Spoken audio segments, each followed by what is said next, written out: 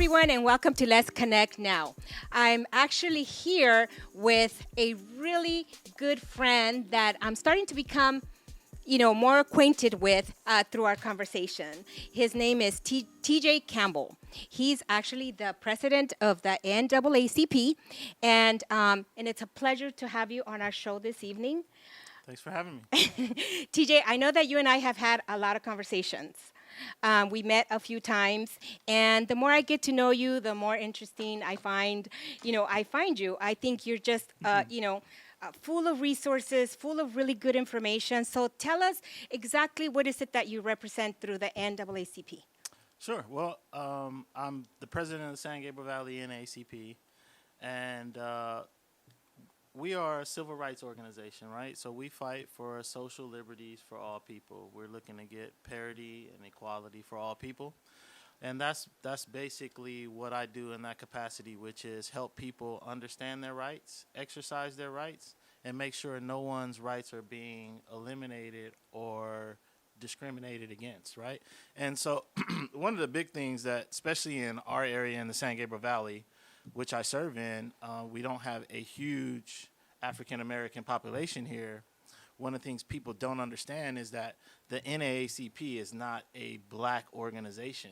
It's a organization for all people, for civil rights, for all citizens. So that's kind of, that's what I do. My goal and mandate as president is to kind of do two things, is to help the branch become more contemporary, meaning bring younger generations into the mission, which is social justice, and then also bridge community partnerships with other cultural backgrounds and other community-based organizations. Fantastic. And I know you do, in your personal, your job. What is it exactly that you do? Yeah, so my day job, I say the easy name is insurance broker. Yeah, that's why, when you wear many hats, you gotta separate them, right? But my day job is insurance broker, business consultant, and for 14 years I've started off working with families, helping them develop planning and build what we call a freedom system, gives them an opportunity to build a structure to work on throughout their lifetime. And just through natural progression, it took me to businesses, right? I believe the structure, how you structure a home and how you structure a business is very similar, just understanding the different climates of the two different pieces. But so we work off a system to offer small businesses, families, and seniors a structure to move forward. And that's what I've been doing for the last 14 years. That's awesome. I know I watch all your videos on Facebook. So he is on Facebook, and he gives out a lot of really good information about his the things that he does on a daily basis. And I think you do a good job with that. So that brings me into my next question. So tell us a little bit about what you're working on right now, and what would be the partnership between the Greater West Covina and some of the resources that you provide. Well, so I have, like you said, I have two very distinct jobs. One is a social job to understand the community and make sure that we're getting access to all things, right? And our big, what we call game changers in the NAACP is education, health, economics, and civic engagement, right? And if you think about what we've been through COVID, all of those things have been challenged. Like every facet of life has been challenged through COVID, right? Absolutely. So we think that moving forward, these factors are the keys to our recovery in the best way, right?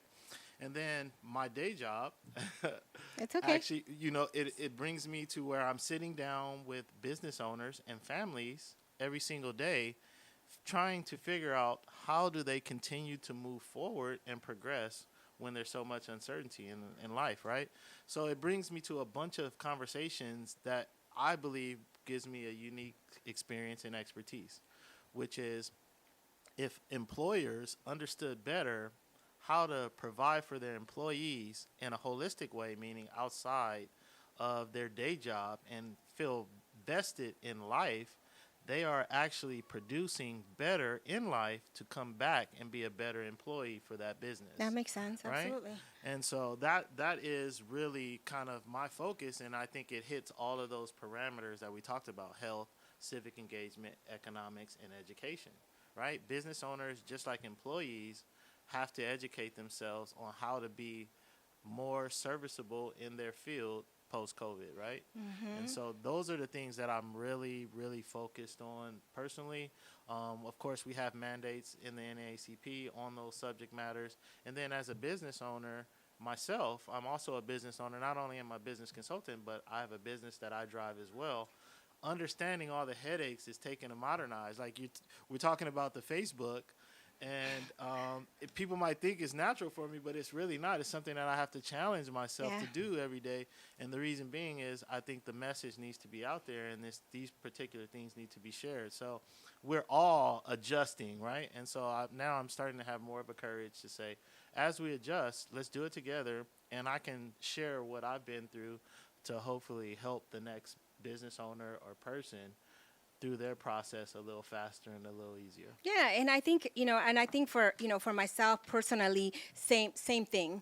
It's just doing more outreach. Letting people know, hey, I just went through this, but it's okay. You're not alone. A lot of the businesses, they all have a story. Right. They all have been through something. They all have been impacted by, certain circumstances that we didn't foresee, right? And so we all need to, learn to move forward, to take a step forward, not backwards. Right. So, that's what we're trying to do, is help those businesses move forward. Right. I know you're very resourceful, but tell us, a little bit about your personal life. I know that you're a resident here in West Covina. You don't have to give out your address, but I know you, I know you've been a resident of West Covina. You've coached, and you're currently coaching right now. Well, actually, I just stepped down this year in August. As school started this year, I stepped down from coaching. The reason being is I believe I'll be better served working in the community in the capacities we just talked about, right? I coached at Nogales High School, which I graduated from a long time ago, 1993. You didn't have to say, but that's okay. It's okay. I don't mind. You can see the grades. There's no running from it, right? So I think it really does speak to my character. I tell everybody my life discipline is basketball, and I learned how to grow myself. I learned the process of personal development in that Nogales gym for 4 years, challenging myself to make it to the next level. So I have a great love and affection for the program, for the school, for that gym.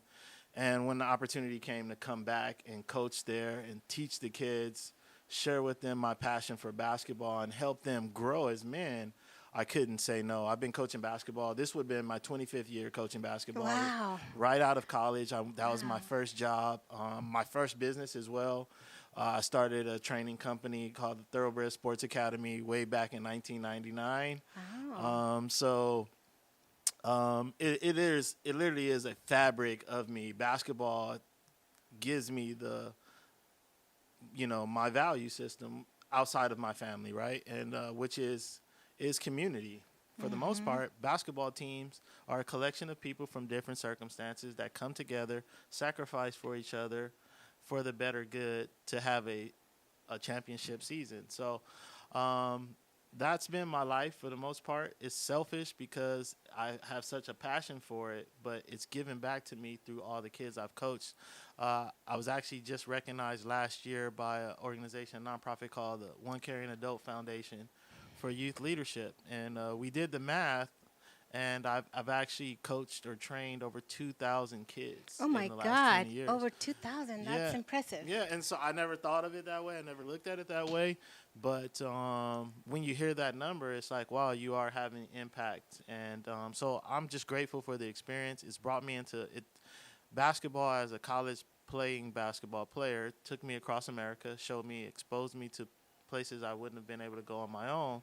And then as a coach, challenging young men every single day to be better men, forced me to look myself in the mirror every day. So the character building, it comes from that. And so I just continue to try to support that. And now I consider business a sport just like I did basketball. And I think economics is key to growth in our community and also parity and a level playing field socially. So I think a lot of our ills can be solved through financial literacy and economics. No, absolutely. I think that when kids grow up playing sports, it teaches them something, even if you don't realize it at that time.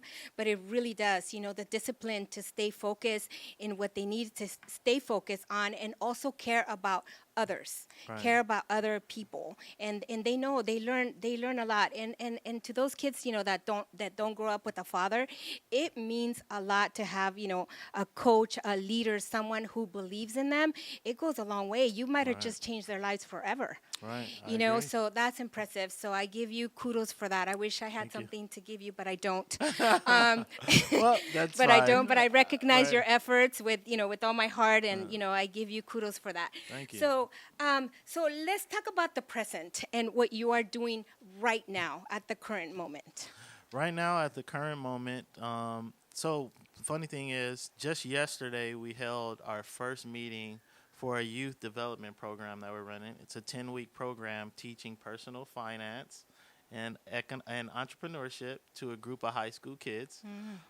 So, we're really, for me, I just always wanted to walk the walk, not just talk the talk. And so there's so many things changing. Workforce, I'm working with another organization called SEAM, which is Community Economic Empowerment Movement. And one of the things that we're all looking at is workforce development, right?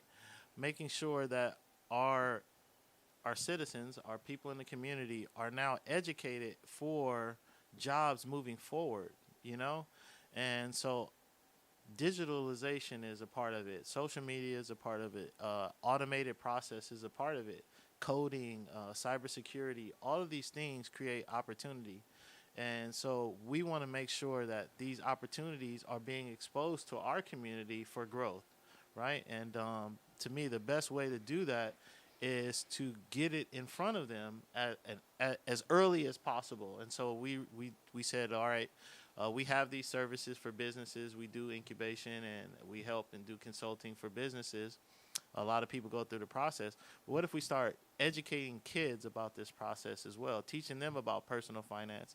These courses you can't take in any high school or college that I know of. So we said, let's start taking this curriculum to the community and see how they respond. Hopefully they'll take these traits and habits back home, have these discussions with their parents, and we raise the consciousness around financial literacy that way.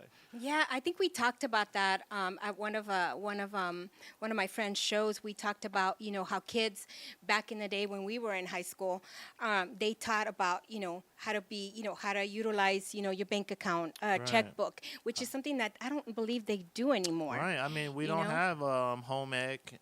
We don't have so. Was it home economics? Well, yeah. So these different, home ec, woodworking. Yeah, we don't have that anymore. Auto. Well, I do know they still have auto, but these trades. So I guess I'm a little older, but I know in the 70s We're and a in the little 80s. Well, so even I'm in your past us, category. like at one point, education was set where you can graduate with, certificates towards electrician work, towards carpentry. Towards woodworking, towards these things. Now they're looked at as electives and have been pulled out of the curriculum in high schools. They're not teaching them these things, and these are all career level jobs. Carpentry is a career level job. Welding is a career level job. These are places that we don't look to actually get jobs, but they're 6-figure and plus jobs, and so we want to make sure that our community is being educated on career level employment, because that is a big deal. When we continue to talk about social economics, what are we talking about? People are saying that we're not getting paid enough hourly wages. Well, my personal stance is you have to create your job, right? You have to take yourself to the market to create the wealth and the lifestyle that you want to live. I don't think you can no longer look at employers and industrialized business to do that the way it did in the 1900s, right? And I don't know, correct me if I'm wrong, but I think some of these courses were taken to some of these 6-month, 9-month, schools that are charging. They tell you could go to school for free, but at the end of the day, you do end up paying a lot more money for these courses, and half the time they quit halfway through some of these courses. Right. Still owe the debt for those, for the courses, and that again, these are systematic issues, and that's why I'm so proud of being part of the NAACP, because these are the issues that we fight for to make people understand. These are community issues that go right under the table. Education has become predatory this way, right? So people use schools to charge you obscene amounts for trade school development, where we're saying these are good places to go because you can earn while you learn, right? And the fact is, there's not a lot of families who can say, hey, Johnny, we're going to allow you to wait 4 years through college before you start earning. By the way, we're going to make sure we're going to actually pay for that college for 4 years. A lot of families are not actually, it's proven 70% of families can't even do that right now. Yeah. Right? And so they're going to need some kind of financial aid or loan assistance. So not to say that's not the pathway. Education is always best. Of course.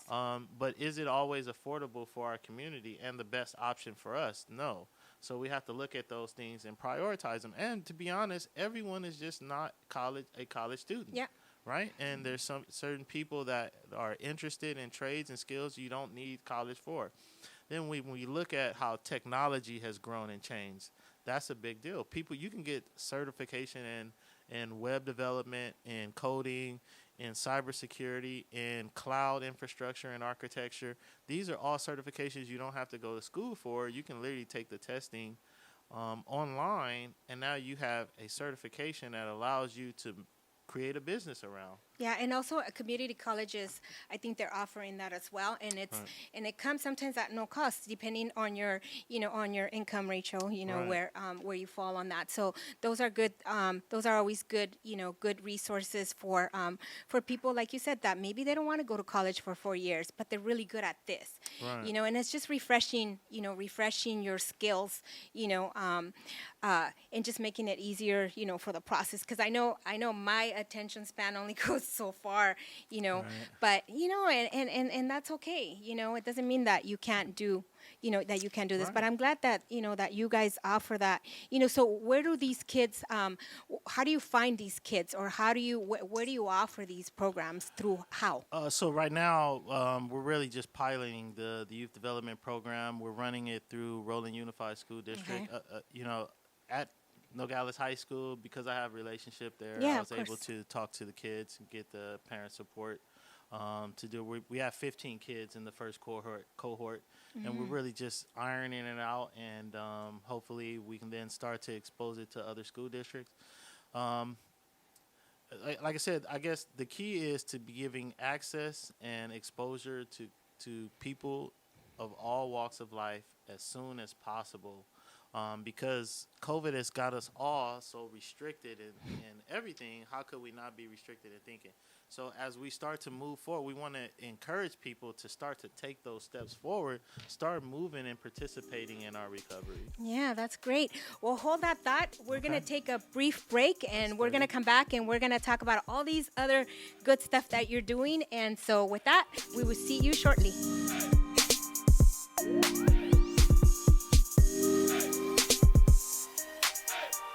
Just in case you guys didn't know, the Greater West Covina is located on the lower level inside Plaza West Covina. We're right behind the Zales jewelry store, right next to JCPenney.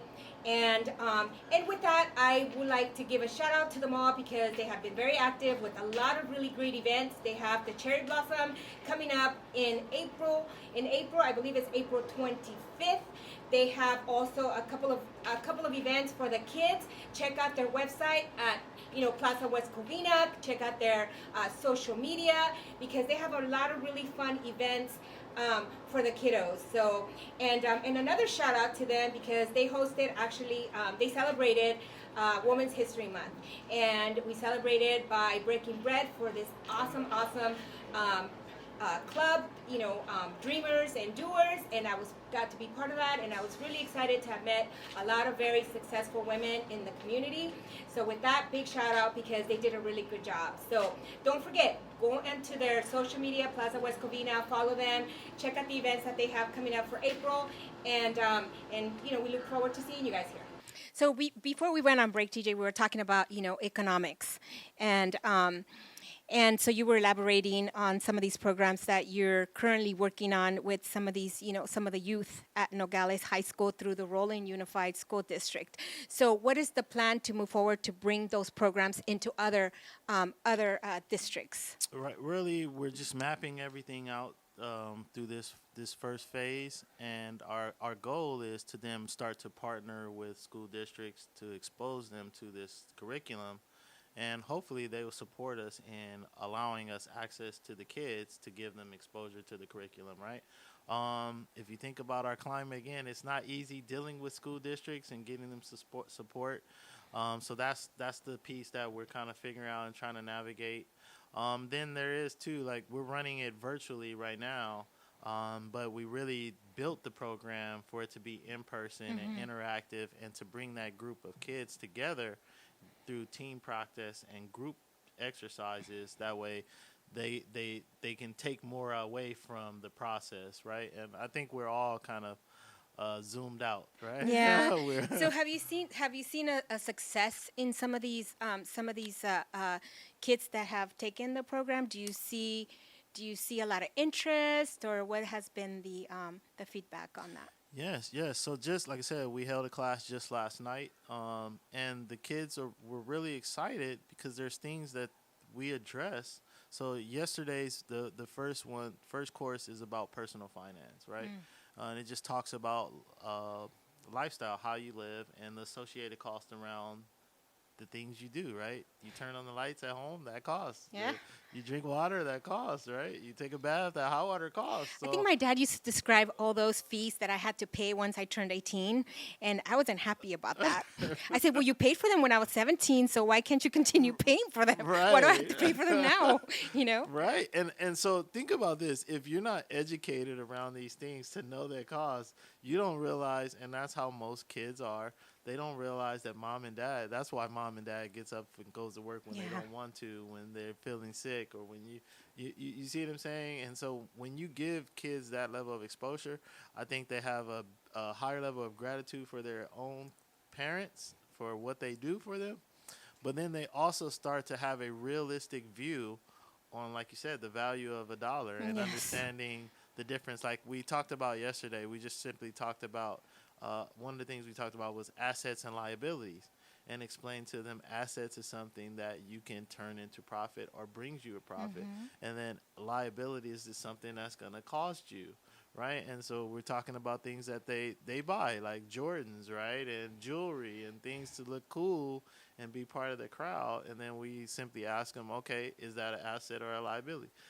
Can you do something with those Jordans? Is it depreciating and falling apart? And then ask them things like, one of the funny things we talked about yesterday was home ownership, right? And so they all was like, a home is an asset. And we said, well, if you're paying for the home every single month, do you have a mortgage to pay the next month? Yeah. Well, if you have to continue paying, it's a liability, right? And so these are things that socially we don't think about. We're just so excited, and not say I'm not knocking home ownership, but you have to understand what it really is. Oh, yeah. You know what I'm saying? And so those things, and so the kids are responding really well to this information because they're not having these conversations. They're not having these conversations at all, right? And so just learning what an asset was, we gave them a budget, and so we gave them a budget tool, right? It was part of a template, and they saw the things on there, gas, utilities, and they're like, whoa, yeah, your mom and dad is paying all of these things every single month, food, groceries, insurance. I wish that this was part of the curriculum at a regular high school, because I've seen some kids, they just don't care. Right. They just feel that they deserve, that they just want. There's a difference between wanting and needing it, right? And that's what I always taught my kids. Okay, think about it. Do you need those other shoes? How many shoes do you already have in your closet? Right. Well, I have these, but everybody has these. Okay, so you need them. Well, you're going to have to work for them. Right. Because I already bought you what you need. Right.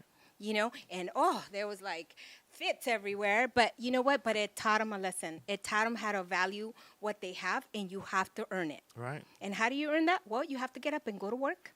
Right. But if you don't want to go to work right now because you're 18, well, then you have to go to school. And I will provide what you need, not what you want. Right. And right. it was a hard lesson for my kids, but they appreciate it now. Oh, I'm sure. Because, kids don't need to have all the things that parents feel that they need to have, Right, right. And someone needs to teach them. Right. And so again, these are all social issues that we're facing post-COVID, right? Mm-hmm. Our world's been shooken up, and now moving forward, we see kids having mental health issues regarding their life just literally being interrupted for 2 years. And for parents, we want to soothe the pain and ease the ills of our children. So then what we do, we compensate them by giving them the things that they want more than maybe the things that they need, right? And that's why our programming and the things that I'm pushing individually, as well as our agenda at the branch, is to say, no, these are things that we have to do to have sustainability moving forward. And since there's so many implications around the interruption that gives us level footing, like new business, right? New business has an opportunity to compete with historical business or older businesses, established businesses, because everyone is ramping up post-COVID. So it gives you an opportunity. There's opportunity in all of the lack and disconnect that we just experienced in the last 2 years. If we focus on those things, we can actually come back together bigger and stronger than we were prior to COVID. And so that's the driving force behind it all. Do you feel that that the social media platforms have become part of a business, part of who we are now, more so than prior to COVID? Oh, yes. I think, like Zoom meetings, as an insurance broker, these were things that I used prior to COVID. And there's a lot of resistance, telecommuting, all these things, a lot of resistance. Like, you have to be in the building, and we need to see you for those 8 hours for them to count. And then also how you present your business, right? People used to look for location, so people drive by. Well, now it's more about position on social media and how you are positioning yourself online. And so I think those things, that transition would have been slower for COVID, but now that it's shut down and we had to restart, it's a full transition. So now if you are trying to develop back more analog, older practice, you're already out of date. You're too late. You are too late. And so we shouldn't be teaching our kids that way. But guess what? Our educational system is too big of a vehicle to turn around in such a short period of time. So now all of these practices, to me, are outdated. We're doing it wrong in the educational system. We're doing it wrong in businesses. We're doing it wrong as employees, right? Because we're still thinking about get back to norm. There is no going back. Right. There is no going backwards. So a lot of people say, well, I have to reinvent the wheel. Well, to a certain point, you do. Exactly. And you have to force yourself to learn these platforms and really, really integrate yourself into social media. As much as people say they hate it and they don't have the ability to, or the time because they're very busy running their business, especially right now that a lot of people don't want to work. Right. It's really hard for them. But those that do put emphasis into social media and are doing things, a little bit different than their normal, are actually succeeding. Right. Because a lot of people, I know I built a bad habit. I was like, Amazon for everything. But I discovered that, that was in the way. I should have probably supported more the small moms and pops. And so that's a mistake that I made, Right. because I just thought, oh, well, Amazon delivers the next day or within an hour, if you're Prime. But at the end of the day, some of the products that I was getting didn't have the quality that I was looking for. So so I learned a lesson. I learned a lesson. There's still some packages I haven't even opened because I don't care to. It was just something that I was doing because I was bored. Right. And now I regret it. So I'm not a good example when it comes to shopping. Yes, I know. But, I don't have small kids at home anymore. I think that's why I was doing that. But now I've learned, now that I'm back and I'm having conversations with the small moms and pops, and I tell them, okay, are you on social media? How are you doing this? Well, I don't have time. Can you do it for me? Absolutely, I can't. Right. I can only do so much for you, but I can't, because you know your business better than I do. Right. So maybe it's something that, that we look for, that you look for to outsource, something that you pay for, because you need that presence. Right. And yes, social media is huge now. Right. The people who never, who were actually working corporate actually, became, entrepreneurs. They actually developed their own they built their own business online, and they're very successful. Right. And I think those are the things that we have to learn how to bridge those gaps, That's opportunity. That one of the things that we're working on with the youth right now is showing them how to monetize on social media and do those things and work with small businesses and offer those services to them for a nice price, where it doesn't have to be, what these advertising marketing firms are charging businesses to do it. But it's something that's fair for their time and their service, and it also is something that the business can afford. So these, like I said, I call it sociocultural shifting, which is understanding how sustainability is going to move post-COVID, right? And so these things we need. We actually need to figure out a way to bring in labor that is cheaper post-COVID. People are not interested in entry-level employment and just saying, hey, okay, now we're going to give you $13.50 an hour or $14 or even $15 an hour. People are saying that's not worth my lifestyle. But if you then incorporate that same young person you're trying to hire to bring into your business and say, hey, we'll hire you just for managing our social media and helping develop our presence, and still pay them a wage. They don't have to lock into those same amount of hours. It's a new age job, right? They'll be more willing to do those type of positions compared to, hey, come in and you're just gonna work the front desk, you're gonna work the kitchen, you're gonna be a server, or you're gonna stack boxes. These things are, first off, they're being automated, so that job's not going to last long anyway. And then second off, I can Uber Eats, or I can Uber during that time period and make the same amount of money. So I think I call it a consumer revolution. People are now starting to realize the value of how they spend their money. And to go back to one of the things that you're talking about, when we support organizations like, you go buy your groceries at Target, you go buy your groceries at Walmart, guess what we lose? We lose the local grocery store. It's consolidation. And so that is an economic phenomenon that we're watching right now. If you haven't noticed, the richest 1% doubled their wealth through COVID while everyone else lost wealth, right? And that's consolidation at its best, right? The local mom and pop burger stand went out of business, but Jack in the Box and McDonald's sold more burgers, right? And so this level of consciousness for the consumer is key to our recovery, because if not, eventually all we're going to have is Jack in the Box and McDonald's, and there'll be no more mom and pop burger stands. There'll be no more local grocery stores. You got to go to Target. And now these corporations become so big and so valuable to the community that we can't push them out. And then they're so big that then they influence the community from outside in. And we know that's just regentrification, which hasn't shown any positive structure out of it. And it's not so much a racial thing, it's a socioeconomic thing. That the forces become so big and so consolidated in such a small group that the numbers cannot match. Yeah. Right? And so these are things that our consumers are now saying, hey, we do it now. If a business, think about like how businesses were not being supported if they support Biden or if they support Yeah. Trump, or you see what I'm saying? We're now saying if a business runs and doesn't support my lifestyle, I'm not going to spend my money there. Before it was like, we're just going to pay for convenience. It doesn't matter. I don't care what McDonald's owners is doing. I just want to make sure my burger tastes good. Now we're saying, no, we want to know that this company is socially responsible and a good citizen before I give you my dollar. And that, to me, is going to change the whole dynamics of business. Well, actually very true.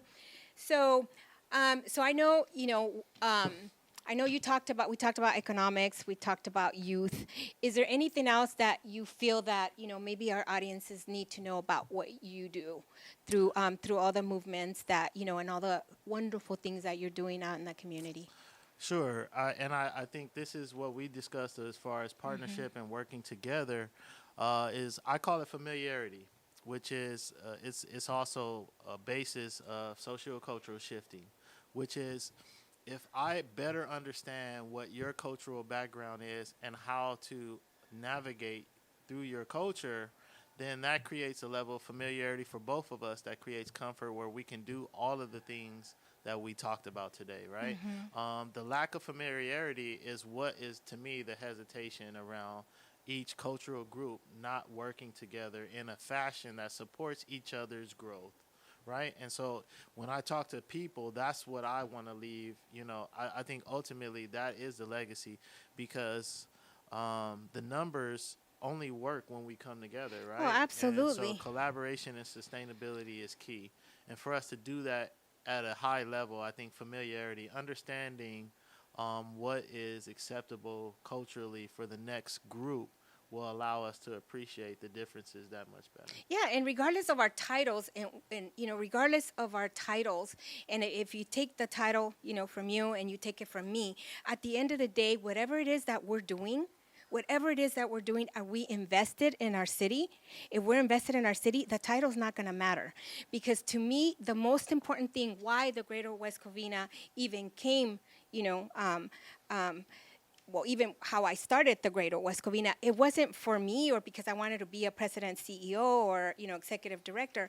I did it for the community. I did it because I found love with the community, with the partnerships that we had back then, and still I have solid partnerships. But there's still those titles and those people who just think that they can direct and they can say no, no, no, no, no. And I don't believe that's community. I don't believe that you're doing a good service, in your community if you have to do that. To me, it's about, let's just come together for the better of our community. I want to work with you. I want to work with anybody who wants to work with me. I want to work with that person. Right. Anybody who feels that I have something good to give or something good to bring to the table, I want to work with them. And, and that's why, when you and I talked, we were able to separate all that and say, hey, well, how can we work well together? Right. And that's what it's about. It's Right. about the community. It's not about us. We're here to do a service. Right. At the end of the day. And I think you do a really good job with giving back, especially to the youth, because there should be the priority, because they're the future. They Right. really, really are. So. Right. And like I said, it's funny that you have I carry a slogan. It's I'm willing to work with anyone willing to work. Yeah. And you pretty much said the same thing. And that's to me, that's the process. Like either you're part of the solution or you're part of the problem. Exactly. And so instead of talking about it all the time, and I can get very comfortable and just be in my gym. I could go to coach kids, and I was at that point, at a certain point in my life, where I just coached kids, coached basketball, did my job, went home. And what happens is good people stand on the sidelines to allow others to tear our society down. And so then I said, no longer can I stand. If I'm the man that I say I am and I carry the character that I claim to have, then now it's time for me to then represent that in the community for the youth, like you said, so they can then see the difference. Yeah, You and that's know? what we need. That's what we need to, to teach as a community. We have, so many people that are willing to give. Our seniors, our service groups, and they just, they have so much to give. But there's still, certain people that want to separate, our cultures, and that's what's sad about the current situation when people get separated because you're a Democrat and I'm a Republican, or because you support this or you support that. Well, I'm not going to talk to you. It doesn't matter. Let me be Right. who I am. Right. But let's work together because we all have something good to bring to the table. Right. And that's always been my thing. I As agree. a matter of fact, somebody came yesterday. They walked in through the door. Somebody I haven't seen in a while, and I don't know if he's going to watch the show, but I apologize. But he actually went to jail for robbery, and now he comes back and he tells me that now he's selling this and this and this and that. My first reaction was, wow, but I have to still believe and trust that he's that changed person and still help, because they should, he was humble enough I already kind of knew, but he was humble enough to tell me this is what I did and this is what I do, but yet he was only 22 years old. And now he's a little bit older, he's at 40, and, he's a changed person, and I have to give him the benefit of the doubt. I can't be afraid, because that's Right. not just my feelings. But Right. he's hustling, and and he wants to do a good job. And I was the first person he thought about when he woke up that morning and said, I have to go see Monica. And I was like, oh, okay. I made some jokes, but Right. At the end of the day, I thought about it, and I thought, you know what? That I have to believe in people just because they make a mistake at a certain point. And he told me I didn't really have a dad, I didn't really have a good mom, and and this and that, so I was just kind of doing things for myself. And I thought about it and I said, yeah, but still that's no excuse, but I still did it, and I never thought Right. about it. But now as I get older, I'm starting to think if I had that mentor, I would have done it differently. Right. And still he gets judged for what Oh, what for he's doing. sure. He's always gonna carry it with him. But he thought, but I know a lot of good people, so I wanted to come and see you. I'm not praising myself to be a good person, but I'm just saying that's how he thinks about me. And to Right. me, that just says a lot about maybe something really small that I'm contributing, to someone. Well, I think that's awesome, right? And I think it goes back to what I was saying as far as familiarity. We have to get over those stigmas and allow ourselves to experience it. Because you could have just said, well, you're like, treat him like everybody else. You're ex-con. I can't help you. And then what does that force him to do? You know what I'm saying? And I Yeah. can tell you in my community, I see it a lot, and most communities, right? But I'll tell you a crazy story. And it's probably way off subject, but I remember being a kid in school in the auditorium going to a assembly, right? And as a kid, and they had the huge dare, and this has stuck out to me. I was 6 years old, I think I was, and they had the dare program. But they're And and they were telling us about dare, and they were telling us that they're like, you guys are at-risk youth. And I was like, yeah, What? yeah, I didn't know. I did not know. You know what I'm Wow. saying? Like, I had a mom and dad at home. I mean, sure, we lived in South Central, but I didn't know I was an at-risk youth Wow. that way. The stigma And, right yeah, and away. so that's something that I always share all of these years, all the way. I'm 45 years old now, and I tell people that this is part of the programming and conditioning. And for some reason, in my spirit said, no, no, no, no, no, right? You're like, But there, Mom. right? But next to me, there's Yeah. 500 kids in that assembly who accepted that as their true reality at that point. And now they basic you see what I'm saying? Yeah. And so that I think that goes to the point. And Yeah. I think people need that support, because not everyone is going to have the mental fortitude that I took that day, which was no. Well, for you to remember at 6 years old, that's incredible. Man, Because- I was blown away, and I don't even know how I knew at 6 years old what that meant, but it did not settle with me, and I swear I still remember that moment, and I think it was a teachable moment for myself. Yeah, and I think you remembering that at such a young age, I think it says a lot about, you really understanding, and it goes back to family values, right? And Exactly. but always having those mentors like yourself, like maybe a little bit of me mentoring some of these kids, and but I never knew that he had that in him. Like I never knew. Right. So, but That's I great. mean, You never know who you inspire. That's why it's Yeah. always important, the Michael Jordan theory, which is you never know who's seeing you for that first time. You want to look good every day. You want to present yourself well every day. Yeah. And lastly, when I last saw, not when I last saw you, but previous to that, when I saw you, you had a young man with you. And he was quiet. He was dressed nice. He was, good looking kid. And he shook my hand. And that handshake, I can't forget it because that's taught, and I thought, wow. Usually it's like, and these are some professionals and they're like, stop. This kid was like grip on.